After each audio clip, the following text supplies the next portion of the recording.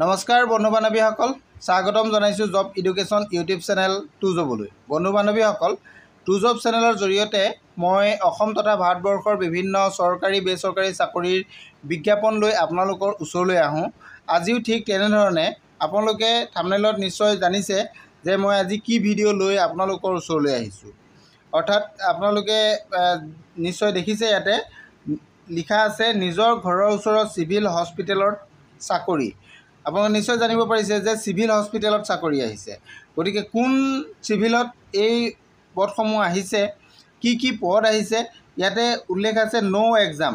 অৰ্থাৎ ইয়াত কোনো ধৰণৰ আপোনালোকে এক্সাম দিব নালাগে, অনলি ইণ্টাৰভিউ, ডাইৰেক্ট আপোনালোকে ইণ্টাৰভিউ দিব যাব লাগিব। আৰু ইয়াত যিখিনি পদ আছে, পদসমূহৰ কাৰণে হায়াৰ ছেকেণ্ডেৰী পাছৰ পৰা পদ আছে। গতিকে আপোনালোকে পদসমূহত আবেদন কৰিব পাৰিব। আৰু যিহেতু এই পদখিনি অসম চৰকাৰৰ অধীনৰ চাকৰি হয়, গতিকে আপোনালোকে আবেদন কৰক। আৰু ইয়াতে ৱৰ্ক ইন ইণ্টাৰভিউ হ'ব, কিমান তাৰিখে আপোনালোকৰ ইণ্টাৰভিউ হ'ব, এই সকলোখিনি কথা আপোনালোকক আজি মই এই ভিডিঅ'ৰ জৰিয়তে জনাবলৈ চেষ্টা কৰিম। গতিকে বন্ধু বান্ধৱীসকলে ভিডিঅ'টো স্কিপ নকৰাকৈ শেষলৈকে চাব, যাতে আপোনালোকে সকলো তথ্য লাভ কৰিব পাৰে। আহক আমি ভিডিঅ'টো আৰম্ভ কৰাৰ আগতে যদি আপোনালোকে মোৰ চেনেলটো ছাবস্ক্ৰাইব কৰা নাই, তেনেহ'লে চেনেলটো ছাবস্ক্ৰাইব কৰি কাষতে থকা অল ন'টিফিকেশ্যনটো অন কৰি দিব। আহক ভিডিঅ'টো আৰম্ভ কৰোঁ।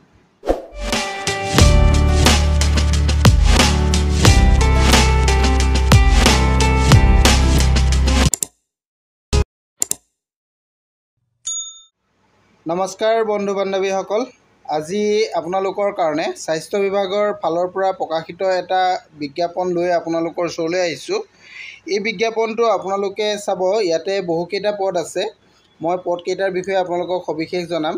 ইয়াতে প্ৰথম আপোনালোকক জনাই লৈছোঁ যে ইয়াৰ কাৰণে আপোনালোকে অফলাইন আবেদন কৰিব লাগিব।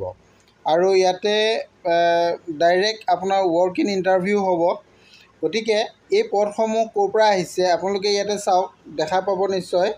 এছ.এম. দেৱ চিভিল হস্পিটেল শিলচৰ, এছ.এম. দেৱ চিভিল হস্পিটেল শিলচৰৰ পৰা এই ন'টিফিকেশ্যনটো আহিছে। ইয়াতে অসমৰ সকলো কেণ্ডিডেটে ইয়াত আবেদন কৰিব পাৰিব, যিহেতু এইটো চিভিল হস্পিটেলৰ পদ হয়। আৰু এই পদকেইটা কণ্ট্ৰেকচুৱেল পদ হয়। এইটো ইয়াতে উল্লেখ কৰা আছে যে এইকেইটা পদকেইটা কণ্ট্ৰেকচুৱেল পদ হয়। এইটো আপোনালোকে নিশ্চয় বুজি পাইছে। এতিয়া আমি আহোঁ পদকেইটা কি। প্ৰথম আপুনি যদি চাই, ফাৰ্ষ্ট পদটো আছে MBBS ডক্টৰ। এইটো MBBS ডক্টৰৰ কাৰণে এটা পদ আছে। আৰু ইয়াৰ কাৰণে আপোনালোকে নিশ্চয় জানে MBBS ডক্টৰৰ যিটো পদ, এই পদটোৰ কাৰণে MBBS ডিগ্ৰী লাগিব। আৰু এই পদটোৰ কাৰণে দৰমহাটো আপোনালোকক দিয়া হৈছে 50,000। এইটো নিশ্চয় বুজি পালে। নেক্সট যিটো পদ আছে, এইটো হৈছে আপোনালোকৰ লেবৰেটৰী টেকনিচিয়ান। লেবৰেটৰী টেকনিচিয়ানৰ 3টা পদ আছে ইয়াতে।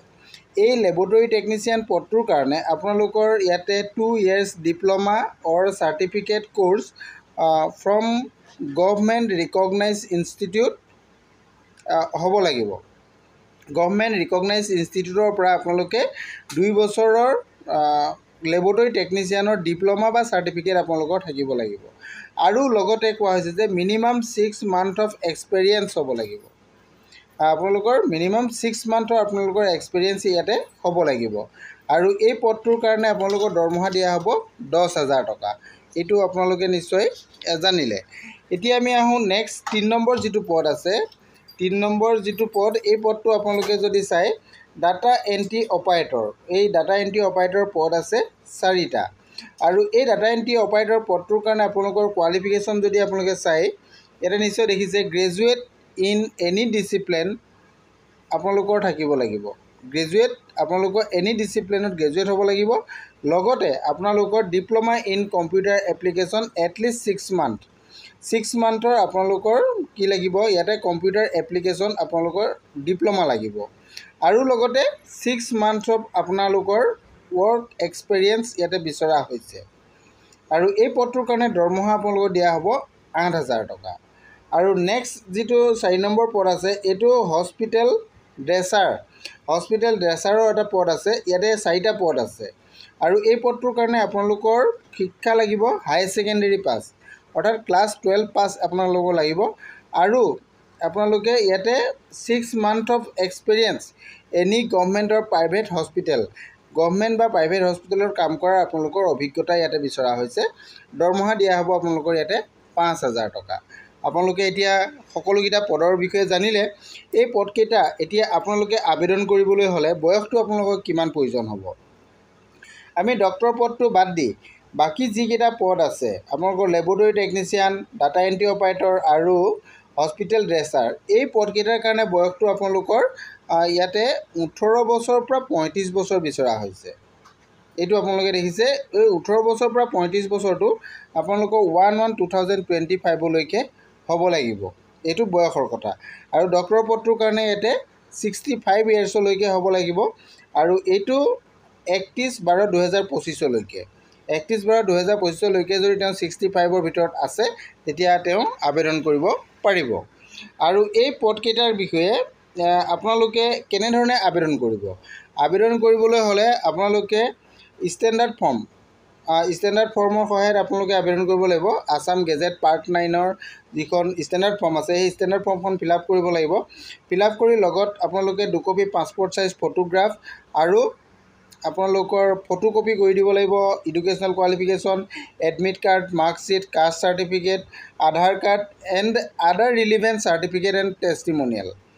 আৰু ইয়াৰ ৰিলিভেণ্ট যিখিনি ডকুমেণ্টছ আপোনালোকৰ লাগিব এইখিনি ডকুমেণ্টছ আপোনালোকে লগত গাঁঠি দিব লাগিব। কেতিয়া দিব লাগিব? আপোনালোকে 11/9/2025 তাৰিখৰ পৰা আপোনালোকৰ ফৰ্ম জমা ল'ব। গতিকে আপোনালোকে 11/9/2025ৰ ভিতৰত আপোনালোকে ফৰ্মবোৰ জমা দিব লাগিব। গতিকে ফৰ্মবোৰ আপোনালোকে জমা দিব। আৰু এই ফৰ্মখন জমা আপোনালোকে ক'ত দিব? অফিচটো আপোনাক মই কৈ দিছোঁ, office of the superintendent SM Dev civil hospital, Cachar. এই এড্ৰেছত আপোনালোকে 11 তাৰিখৰ আগত ফৰ্ম জমা দিব লাগিব। আৰু এই পদৰ কাৰণে আপোনালোকৰ ৱৰ্ক ইন ইণ্টাৰভিউটো হ'ব 15/9/2025। আপোনালোকৰ সময় খুব নিচেই ওচৰত। গতিকে আপোনালোকে ডকুমেণ্টছসমূহ ৰেডি কৰি খৰধৰ কৰক। খৰধৰ কৰি 11 তাৰিখ যিহেতু আহি আছে আপোনালোকে ডকুমেণ্টছবিলাক জমা দিয়ক। জমা দিয়াৰ পিছত আপোনালোকে 15 তাৰিখৰ দিনা আপোনালোকে ৱৰ্ক ইন ইণ্টাৰভিউত যাব পাৰিব। এইখিনি জমা দিয়াৰ পাছতহে আপোনালোকে যাব পাৰিব। গতিকে আপোনালোকে সকলোখিনি কথা জানিলেই যে পদটোৰ ডিটেইলছখিনি মই আপোনালোকক জনাই দিলোঁ পদৰ। আৰু আপোনালোকে যিটো পদৰ কাৰণে আপুনি যোগ্য সেই পদটোৰ কাৰণে আপুনি আবেদন কৰি ল'ব পাৰিব। আজিৰ ভিডিঅ'টো ইমানেই আছিল। Thank U.